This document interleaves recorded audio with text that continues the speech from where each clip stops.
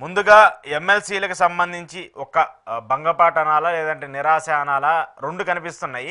సీనియర్లను అయితే మళ్ళీ తీసుకునే పరిస్థితి అయితే కనిపించలేదు టీడీపీకి సంబంధించి. ఇక మరోవైపు సీట్లు త్యాగం చేసి ఎంతో కొంత మనకి క్రేజ్ వస్తుందో లేదంటే మనకు ఒక అవకాశం వస్తుందో, గతంలో ఎన్నికల సమయంలో మనకి మాట ఇచ్చారు కదా, ఆ మాటను నిలబెట్టుకుంటారు అనేటువంటి అంశాలను కూడా మనం పెద్ద ఎత్తున చూస్తూ వచ్చాము. సో అలాంటి పరిమితుల్లో ఇప్పుడు టీడీపీకి సంబంధించినటువంటి నేతల పరిస్థితులు అగమ్య గోచరంగా కనిపిస్తున్నాయి. ఏం చెప్తారు దీనికి సంబంధించి? మొట్టమొదటి అంశం ఎమ్మెల్సీ ఎన్నికల్లో సీట్ల కేటాయింపులో కొత్త వారికి అవకాశం ఇచ్చారు. బెజా రవిచంద్ర గారు సీనియరే, యంగ్టర్కు. తను శిరీష యాక్టివ్ గా తెలుగుదేశం పార్టీలో ప్రతిభా భాగర్తి గారి కూతురు. దాదాపు ఇచ్చిన వాళ్ళందరూ కూడా ఆ పదవులకు ఆ స్థాయికి అర్హత కలిగిన వ్యక్తులే మంచి డెసిషన్ తీసుకున్నారు. అయితే తెలుగుదేశంలో జరుగుతున్న చర్చ రెండు రకాలు. ఒకటి పిఠాపురానికి సంబంధించిన వర్మ గారికి సంబంధించిన ఎపిసోడ్ ఒకటి, రెండు ఈ దేవినేని ఉమామహేశ్వర ఇట్లాంటి సీనియర్స్ కి అవకాశం వస్తుంది అనుకున్నా రాలేదు, వాళ్ళ భవిష్యత్తు ఏంటి. ఈ రెండు అంశాల చుట్టూ నడుస్తున్నాయి. దీనికి కొనసాగింపుగా మనోహర్ గారు కూటమి అధికారంలో రావడానికి పవన్ కళ్యాణే గారే కారణం అని చేసిన వ్యాఖ్యలు, దానికి తోడు అది వాళ్ళ వ్యక్తిగత వ్యవహారం, ఎవరిది పార్టీ అంతర్గత వ్యవహారం, పిఠాపురంలో వర్మ గారి సీటుకి సంబంధించి ఈ వ్యాఖ్యలతో తెలుగుదేశం పార్టీలో పెద్ద చర్చనీయాంశం అవుతాం. కొన్ని చోట్ల ఏదో కార్యకర్తలు దిష్టిబొమ్మడు గారు కాల్చారని సోషల్ మీడియాలో కొంతమంది పెట్టుకున్నారు. పార్టీలో ఏదైనా చిన్న అలజడి వచ్చినప్పుడు ఇట్లాంటి నిరసనలు మామూలే. పాయింట్ ఏంటంటే వర్మ గారికి సబ్జెక్ట్ తీసుకున్నప్పుడు వర్మ గారి విషయంలో వారేమనుకుంటున్నారో మనకు తెలియదు, కానీ ఆయన కొంత అన్యాయం జరుగుతుందన్న మాట వాస్తవం. ఎందుకంటున్నంటే తెలుగుదేశంలో ఎవరికి సీట్ ఇవ్వాలి ఎవరికి ఇవ్వకూడదు అనేది ఆ పార్టీ అంతర్గత వ్యవహారం ప్యూర్లీ. కానీ వర్మ గారి విషయంలో కొంత అష్యూరెన్స్ ఇచ్చారు మీరు. ఎందుకంటే వర్మ గారు ఒక మంచి నాయకుడు, ఆ మండలం ఆ పిఠాపురంలో పవర్ఫుల్ లీడరు. ఆయనకి రావాల్సిన సీటు పవన్ కళ్యాణ్ గారు రావడం ద్వారా ఆయన పోయింది. ఇది అందరూ ఒప్పుకునే విషయం. ఆ సందర్భంగా తెలుగుదేశం పార్టీ చాలా గట్టిగా చెప్పింది ఆయన భవిష్యత్తు నాది అని. పవన్ కళ్యాణ్ గారు కూడా పేరుకు నేను ఎమ్మెల్యే గానీ మొత్తం ఈయనే చూస్తాడని ఆయన ఎలక్షన్ ముందు చెప్పాడు. ఇద్దరు ఆయన సాక్రిఫైస్ గుర్తించారు. గుర్తించిన దానికి రియాక్షన్స్, ఫస్ట్ రియాక్షన్స్ ఆయనకే ఉండాలి. ఇప్పటి వరకు రాజ్యసభలు ఇచ్చారు, కొన్ని టీటీడీ బోర్డు చైర్మన్ కానీ కార్పొరేషన్ చైర్మన్లు ఇచ్చారు, ఎమ్మెల్సీలు ఇస్తున్నారు. దేంట్లోనైనా ఇచ్చేటప్పుడు ఆయనకంటూ ఒక ప్రథమ భాగం ఇవ్వాలి. ఎందుకంటే కీలకమైన త్యాగం చేశాడు. ఇక్కడ దేవినేని ఉమామహేశ్వరరావు గారు నీటి ప్రాజెక్టుల విషయంలో, రాయలసీమ విషయంలో పట్ల నాకు భిన్నాభిప్రాయం. కానీ బట్ హీరోయిక్ గా తెలుగుదేశం తక్కువ నిలబడతాడు, గట్టి నిలబడతాడు, మొండి నిలబడతాడు, ఫెరోషియస్ గా ఉండే వ్యక్తి.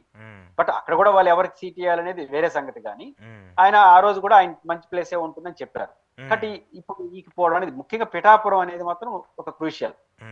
ఎందుకంటే వర్మ గారికి ఉన్న క్రెడిబిలిటీ వీళ్ళిద్దరు చెప్పారు. ఆయన పవన్ కళ్యాణ్ కారణంగా పోయింది. అది సొంత పార్టీలో కొత్త వాళ్ళు వచ్చినప్పుడు పోవడం వేరు, ఏరే పార్టీ కోసం ఇవ్వడం వేరు. వర్మ గారు ఏరే పార్టీ కోసం ఇచ్చారు. ఇప్పుడు ఏంటి ఆయన రాజకీయ భవిష్యత్తు అనే ప్రశ్నార్థకం మారుతున్న దశలో వినిపిస్తున్న వార్తల ప్రకారం ప్రతిసారి ఆయనకు అవకాశం వస్తుంది, చివరిలో మిస్ అవుతా ఉంటుంది. పత్రికల్లో వస్తున్న వార్తలు నిజమైతే, వస్తున్న వార్తలు ఏంటంటే పవన్ కళ్యాణ్ గారు అక్కడ ఇంకొక పవర్ సెంటర్ ని, తను ఉప ముఖ్యమంత్రిగా ఉంటాడు. ఇప్పుడు ఎమ్మెల్సీ అంటే ఉప ముఖ్యమంత్రి ఎక్కువ, కానీ యాజ్ ఎ లోకల్ ఎమ్మెల్యే కన్నా ప్రోటోకాల్ రీతే ఎమ్మెల్సీ ఎక్కువ. ఓన్లీ ఎమ్మెల్యేగా పవన్ కళ్యాణ్ గారు ఉంటే, ఓన్లీ ఎమ్మెల్యే, మంత్రి అయితే అది వేరు, ఓన్లీ ఎమ్మెల్యేగా కానీ చూసినప్పుడు ఎమ్మెల్యే కన్నా ఎమ్మెల్సీ ఎగువ సభ. ఫస్ట్ రేపు ప్రోటోకాల్ ప్రకారం ఆయన ఫస్ట్ పేరు రాయాల్సి వస్తుంది. కానీ మంత్రిగా ఉన్నాడు కాబట్టి, ముఖ్యమంత్రి కాబట్టి ప్రోటోకాల్ మారుతుంది. కానీ యాజ్ ఎ ఎమ్మెల్యేగా చూసినప్పుడు ఎమ్మెల్సీ ఎక్కువ అవుతుంది ప్రోటోకాల్ ప్రకారం. రెండోది అధికార పార్టీ ఎమ్మెల్యే పవన్ కళ్యాణ్ గారు, ఆయనకున్న చరిస్మా, పెద్ద లీడర్ కాబట్టి ఆయన రోజు రాలేడు నియోజకవర్గాన్ని, ఈయన రోజు ఆడనే ఉంటాడు. ఇప్పుడు ఎమ్మెల్సీ ఇచ్చి హోదా ఇస్తే రోజు ఆడ కూర్చున్నాడు, అధికారులకు ప్రభావం పడుతుంది. అందుకని పవన్ కళ్యాణ్ గారు వ్యూహాత్మకంగానే అక్కడ ఇంకొక పవర్ సెంటర్ వద్దు, ఆయన మీద కోపంతో కాదు కానీ వద్దు అనుకునే పద్ధతిలో ఉన్నాడేమో అన్న ప్రచారం జరుగుతా ఉంది. మనకు నిజాలు తెలియదు. ఆ నేపథ్యంలో నేను రాకపోయేసరికి, అంటే పక్క పార్టీ వాళ్ళు వద్దంటే, పక్క పార్టీ కోసం సీటు బాగొట్టుకొని పక్క పార్టీలు వద్దంటే మళ్ళీ ఎమ్మెల్సీ సీట్ ఇకపోతే అది ఆయన మీద బాగా ప్రభావం పడుతుంది. కాబట్టి ఈ విషయం తెలుగుదేశం పార్టీ కార్యకర్తలలో కొంచెం ఫీలింగ్ ఉంది. బట్ దీన్ని ఎట్లా సర్దుతారు? రేపు భవిష్యత్ టీటీడీ చైర్మన్ ఇంకా 1 year తర్వాత ఇస్తారా, లేకపోతే 20 ఏళ్ళు ఇంక ఎమ్మెల్సీ దాని ఇస్తారా, లేకపోతే మంచి కార్పొరేషన్ ఏదైనా ఇస్తారా, లేకపోతే మంచి అడ్వైజర్ పోస్ట్ ఇస్తారా, ఆయనకు గౌరవప్రదమైన స్థానం. ఇంకా ఎమ్మెల్సీ ఏమి ఇస్తారు? ఇంకా మీరు ఇంత క్లారిటీగా చెప్పిన తర్వాత ఎమ్మెల్సీ ఎందుకు ఇస్తారు? అంటే ఒకటి ఉంది, పవన్ కళ్యాణ్ గారి మాట ఏ రోజు వరకు వింటారు అనేది కూడా ఉండాలి కదా.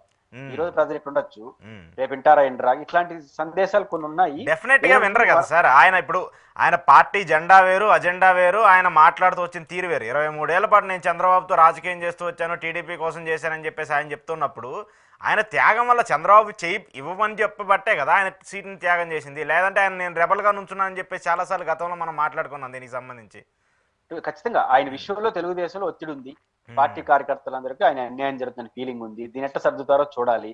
పవర్ సెంటర్ ఉండకూడదని వాళ్ళు కోరుకుంటున్నట్టున్నారు. పైపించి ఈ రోజు మనోహర్ గారు చేసిన కూటమి అధికారం వచ్చిందంటే తెలుగుదేశం జనసేన కారణం అనే చర్చ తేవడం ద్వారా జనసేన గొప్పతనాన్ని చెప్పుకున్నాడా, తెలుగుదేశాన్ని ఇరిటేట్ చేస్తున్నాడా తక్కువ అనేది రెండు వచ్చేస్తాయి ఈ టైంలో. మామూలు సందర్భాల్లో అది కరెక్ట్. ఇప్పుడు ఏ పార్టీ, ఇప్పుడు నేను అనలిస్ట్ గా మాట్లాడుతున్నప్పుడు రేపు ఎప్పుడన్నా ఈ ప్రభుత్వం వ్యతిరేకంగా నేను పనిచేస్తా ఉండి ఈ ప్రభుత్వం ఓడిపోయింది అనుకో, నేను ఒక కారణం, నేనే ప్రధాన కారణం ఏడన్నా సభలో చెప్పుకుంటే పెద్ద ఇబ్బంది ఉండదు. కానీ ఒక ఈ ఎమ్మెల్సీ ఎన్నికలు జరుగుతున్నప్పుడు లోకల్ వ్యక్తికి కొన్ని ఉన్నప్పుడు ఈ చర్చ వచ్చినప్పుడు ఈ పదం ఆడినాడు అనుకోండి, అంటే డిఫరెంట్ చేస్తున్నట్టు లెక్క అవతల వైపు వాళ్ళు. అంటే మేము చెప్పిందే జరుగుతుంది, వాళ్ళేంది అధికారానికి వచ్చేది అనే మెసేజ్ మీరు ఇస్తున్నారు అనేది వెళ్తుంది. రెండోది పైపించు ఆయన విషయంలో అది పార్టీ అంతర్గతం, ట్రూలీ కరెక్ట్. వర్మ గారి చూడాల్సిన ఆ పార్టీ. బట్ మనం కూడా అస్యూరెన్స్ ఇచ్చాం కదా. పవన్ కళ్యాణ్ గారు కూడా ఆ రోజు అనౌన్స్ చేసినప్పుడు నేను పేరుకి ఎమ్మెల్యే కానీ మొత్తం ఈయనే చూస్తాడు, మొత్తం ఈందే అని చెప్పాం కదా. ఇప్పుడు ఆయనకి ఒక మాట మీరు కూడా సలహా ఇవ్వాలి కదా. ఆయనకి ఖచ్చితంగా చంద్రబాబు నాయుడు మంచి భవిష్యత్తు చూపిస్తాడు, ఆయన పార్టీ అంతర్గత వ్యవహారమే కానీ, బట్ ఆయన భవిష్యత్తు మేము కూడా చెప్తాము, సలహా ఇస్తామని చెప్పాలి కదా, ఆయన గౌరవం ఇవ్వాలి కదా. అంటే ఈ రెండు కోణాలు చూసినప్పుడు తెలుగుదేశం పార్టీ శ్రేణులు ఇది పెద్ద చర్చకి అయితే దారి